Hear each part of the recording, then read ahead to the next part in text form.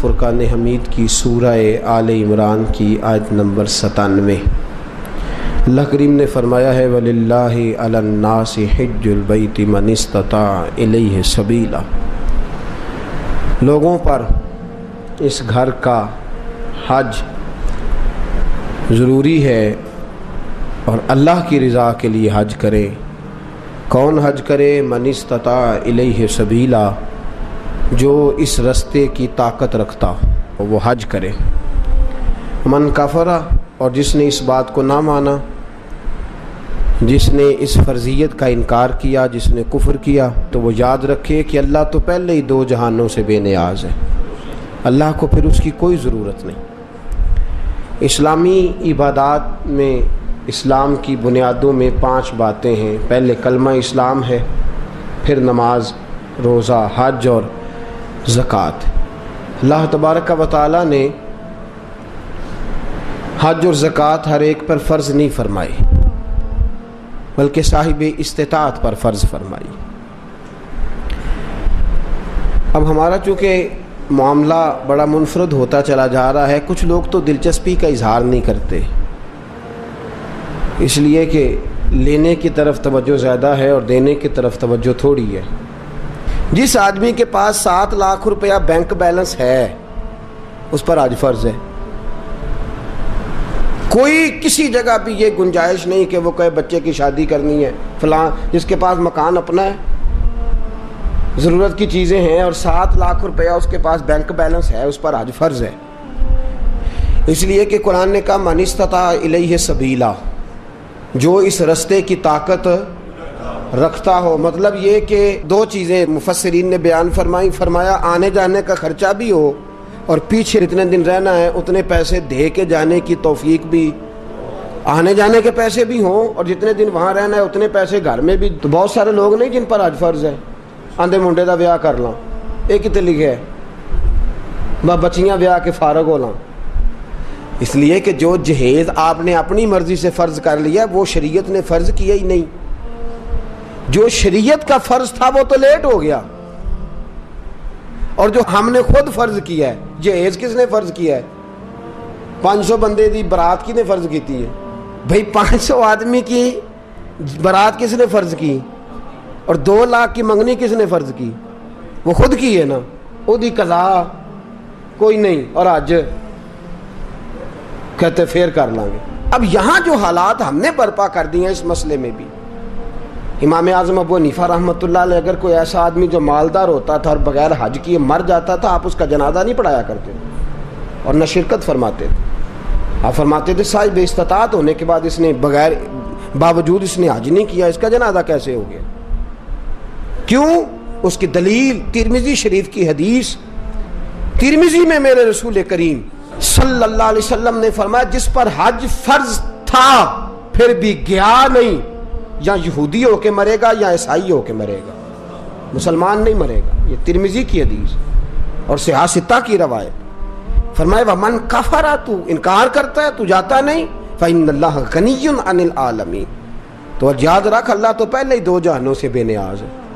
یہاں پیسے بینک میں پڑے اگلے سال سے، اس سے اگلے سال سے، اس سے اگلے، بچے کی شادی فلاں کچھ اور بھی ہیں، انہیں نیک کو مانگے تو پھر جانا ہے جی۔ ایک قسم چوک لو، ہاں روٹی ادھر کھانی جدھر نیک ہونا ہے۔ میں نے پہلے بھی کئی دفعہ یہ بات عرض کیا، کوئی اور والی قسم اٹھا لیں، کہیں میں نے اس دن دکان اس دن کھول لیا جس دن پورا نیک ہو گیا، حج پہ ہی قسم اٹھا لی تھی، داڑھی پہ ہی قسم اٹھانی، مسجد کی حاضری کے لیے قسم اٹھانی، کہنے چنگی طرح نیک ہو مانگا پھر حج کرنا ہے۔ کسی کا دعویٰ ہے کہ میں حج کر آیا تو معصوم ہو گیا ہوں، اب گناہ نہیں ہوگا۔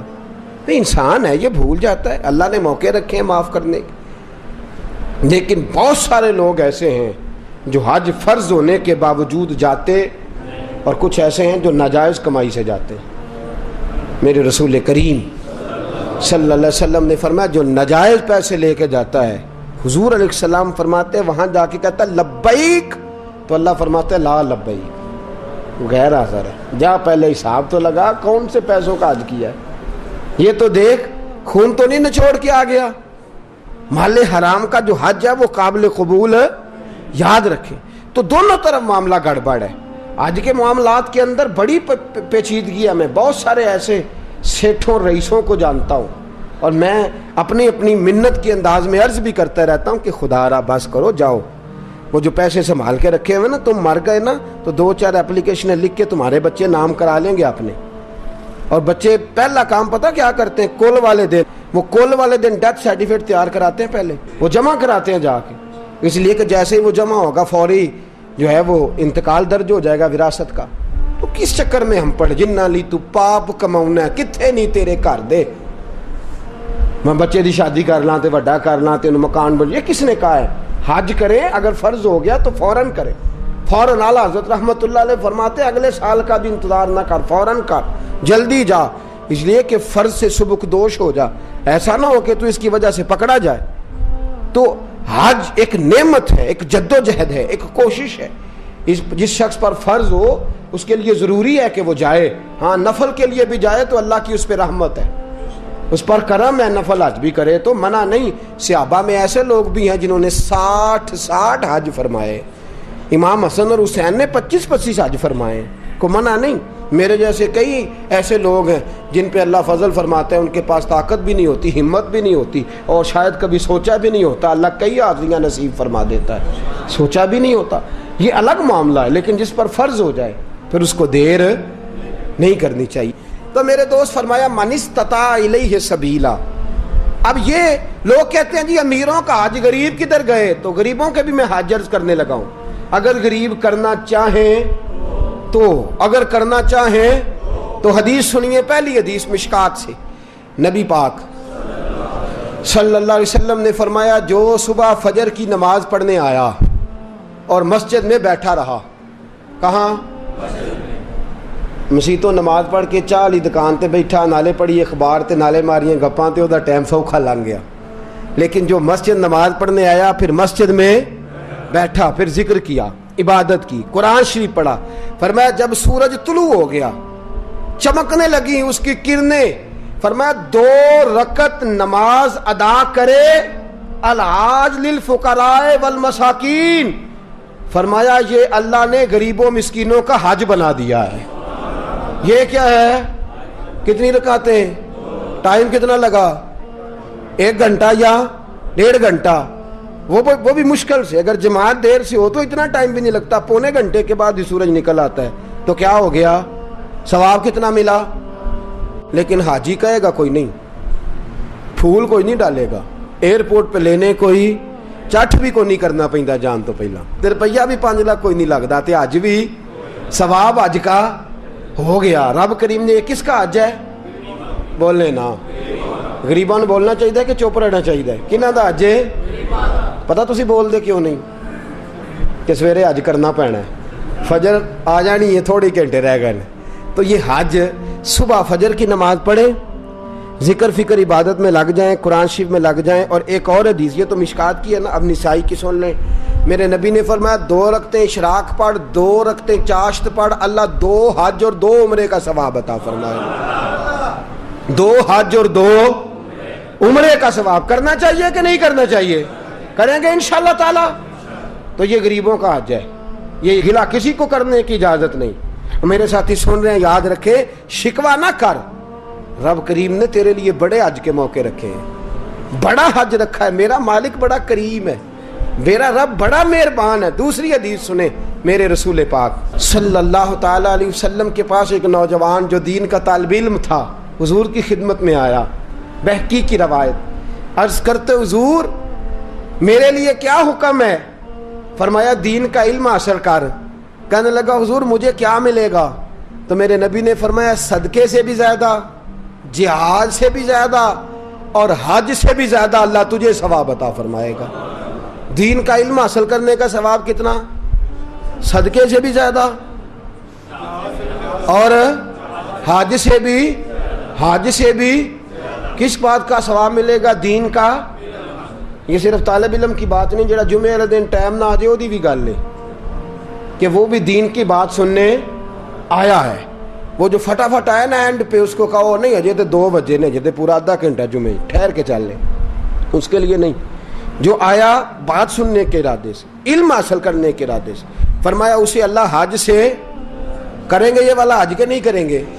کتنا ٹائم لگتا ہے؟ 1 گھنٹہ پہلے یا 1.5 گھنٹہ پہلے. سبحان اللہ. یہ اللہ تعالیٰ نے آج رکھا ہے. آگے چلیے تیسری حدیث سنیے. میرے رسول پاک صلی اللہ علیہ وسلم نے فرمایا جس نے رمضان کے آخری 10 دنوں کا اعتکاف کیا. پیسے لگتے نے, ٹائم لگتا ہے, صرف کتنے دن کرنا کیا ہے؟ پکھا لا کے مسیتے بہ کے اللہ اللہ کرنی. ٹھیک ہے. تے گھردیاں تے رو وکھرا پانا بالا نے.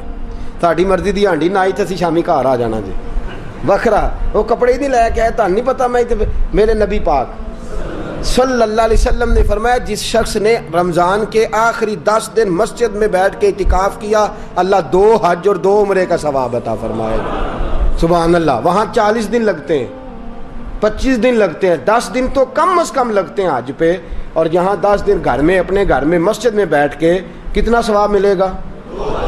2 حج اور 2 عمرے کا ثواب. کرنا چاہیے کہ نہیں کرنا چاہیے؟ لو جڑی اگلی حدیث عرض کرنے لگا ہو تو انشاءاللہ سارے عمل کرو گے. تسی کرو گے نا انشاءاللہ تعالی؟ ارادہ تے کرو, توفیق تے اللہ ہی دینی ہے. عمل کریں گے انشاءاللہ تعالی. میرے رسول پاک صلی اللہ علیہ وسلم نے فرمایا, نسائی میں, طبرانی میں, ابو داؤد شریف سیاستہ کی حدیث, میرے محبوب فرماتے 2 بچھڑے ہوں کو ملا دے, 2 روٹھے ہوں کی صلح کرا دے, اللہ 2 حج اور 2 عمرے کا ثواب عطا فرمائے گا. صلح کرانا سوکھ ہے کہ لڑائی کرانا؟ جی چغلی کرنی سوکھی کہ تعریف کرنی؟ جی تو میرے دوست صلح کرا, ایک دوسرے کے قریب کر. تو 2 بچھڑے ہوں کو ملا دے, 2 روٹھے ہوں کو آپس میں ملا دے. میرے حبیب فرماتے اللہ تجھے 2 حج اور 2. سبحان اللہ. کتنا. میرے نبی پاک نے فرمایا 2 لوگوں کو قریب کرنے کے لیے غلط بات بھی کرنی پڑتی ہے تو کر دے. تیرے پاس بڑا بھائی چھوٹا بھائی ناراض ہو گئے ہیں نا, بڑا آیا تیرے پاس اور اس نے آ کے کہا چھوٹے نے بڑا ظلم کیا, بڑا بدبخت ہے, نافرمان ہے, بدتمیز ہے. تو اب جب بڑے کے پاس جائے تو یہ لفظ نہیں کہنے, تو نے وہاں جا کے کہنا ہے تیرا چھوٹا بھائی کہہ رہا تھا میرا بڑا بھائی میرے باپ کی جگہ ہے, میرا تو دل ہی نہیں لگتا اس کے بغیر. کیا بات ہے, میرا بھائی, میں تو جس دن سے ناراض ہوں میں تو اس دن سے سویا نہیں. یہ لفظ تو نے کہنے, جو اس نے کہے ہیں وہ لفظ کہنے. تیسی کی آنے پلا اسی آنے یار ہے اور شروع تو ظالم ہے پر تیرا بھرا ہے انداز میں ہوتے کی آکھا. اپنے ساتھ سیٹ کرنا نا دونوں کو, دونوں میرے ساتھ سیٹ ہو جائیں, آپس میں بچھڑ جائیں. پھر بڑے بھائی کے ساتھ ملاقات ہوئی, اس نے کہا چھوٹا بدتمیز ہے. آپ نے چھوٹے کو یہ نہیں کہنا کہ بڑا بدتمیز کہہ رہا تھا, اس کو کہنا جا کے وہ تو کہہ رہا تھا چھوٹا بھائی مجھے بیٹے سے زیادہ پیارا ہے, تو میری جان ہے, میرا تو گزارا ہی نہیں. 2 بھائیوں کو قریب کرنا ہے, دور کرنا. میرے نبی پاک نے فرمایا تو قریب کر, صلح کرا. کتنا ثواب ملے گا؟ پر بلے شاہ آسمانی اڈدیاں پڑھنا ہے, جیڑا گھر بیٹھا انہوں پڑھیا کرنا ہے. اج کے نہیں کرنا بھائی یہ تو ویکھو نا اللہ مینوں میں پیسے دے تے میں بھی کراں. بھائی اٹھ جا 2 بندیاں دی صلح کرا تے تو بھی کر لے, جا مسجد دی شراک چاشت پڑھ تے تو بھی کر لے. لو میں تانوں سب تو سوکھا حج دسن لگا, جیڑا ڈیگرے لئی کر لیا جے پاویں ٹھیک ہو گیا. عرض کروں جنہیں آندے انہاں نوں دسا, باقی کان بند کر لین پاویں. جی عرض کروں, میرے رسول کریم صلی اللہ علیہ وسلم نے فرمایا تو نیت کر کے ارادہ کر کے وضو کر, اذان ہو جائے فرض نماز کا وضو کر. فرمایا سمجھ لے میں نے احرام باندھ لیا ہے. وضو کر اور سمجھ لے میں نے احرام باندھ لیا ہے. فرمایا جا اللہ کے گھر چلا جا, وہاں جا کے نفل پڑھ, عمرہ ہو گیا. فرض ادا کر, تیرا حج ہو گیا. وہاں جا کے نفل پڑھ تو عمرہ ہو گیا, اور اگر فرض پڑھے تو سبحان اللہ. میرے نبی پاک نے حج عام کر دیا ہے. سارے غریب کریں, مسکین کریں, لاچار کریں, کمزور کریں, ضعیف کریں, اپنے گھر میں, اپنے محلے میں, اپنی مسجد میں کر لیں. ایک بار نہیں کئی بار کر لے, اس لیے کہ وما ارسلناک الا رحمۃ للعالمین, میرے نبی رحمت ہیں. ہر ایک کو حاجی بنا دیا, ہر ایک کو حج کا ثواب دے دیا, ہر ایک کو عام کر دیا. فرمایا گھر سے وضو کر, صحیح گھر سے کر, کیونکہ حاجی جب احرام باندھتا ہے تو وضو کر کے باندھتا ہے, اور احرام وہاں مسجد حرام میں جا کے نہیں باندھتا. کہاں باندھتا ہے؟ میقات سے باہر, حدود حرم سے باہر, میقات سے باہر باندھے گا, ایئرپورٹ پہ باندھے گا, یا جب جہاز اڑنے لگے اور ہماری جو میقات ہے وہ آئے گی وہاں سے وہ احرام باندھے گا. فرمایا وضو گھر سے کر, سمجھ احرام ہو گیا, اور مسجد میں جا کے 2 رکعت نفل پڑھ, تیرا عمرہ ہو گیا. اور میرے رسول پاک نے فرمایا جب جماعت کے ساتھ نماز پڑھی تو تیرا حج ہو گیا. تو یہ والا حج کرے نا, 5 نمازیں پڑھے تو کتنے حج ہو گئے جی؟ وہاں تو سال میں ایک ہوتا ہے, اور تو درد کے ساتھ, سکون کے ساتھ, تڑپ کے ساتھ اللہ کے گھر کی 5 بار دن میں حاضری دے, اللہ 5 حج کا ثواب عطا فرمائے. اب آگے بڑھیے, آگے چلیے, میں آپ کو 6واں حج بتاتا ہوں. میرے محبوب کریم صلی اللہ علیہ وسلم کے صحابی, یہ بات اللہ جانتا ہے, میں نیت کا وضو کر کے کہہ رہا ہوں, اس میں ایک ذرہ برابر بھی میرا کوئی کسی قسم کی نیت میں کجی نہیں. میں پہلے آپ کی خدمت میں عرض کر رہا ہوں, بہقی کی روایت, حضرت عبداللہ ابن مسعود رضی اللہ تعالیٰ عنہ عرض کرنے لگے, یا رسول اللہ مجھے کوئی کام بتائیں, کام چھوٹا ہو اجر زیادہ ہو, کام چھوٹا ہو اجر. میں نے پہلے عرض کیا کہ ایسی حدیثیں بیان بھی کرنی پڑتی ہیں, اور کر بھی دیں تو شک بھی ہوتا ہے سننے والے کو کہ نہ جانے کیوں بات کر رہے ہیں. میرے رسول کریم صلی اللہ علیہ وسلم سے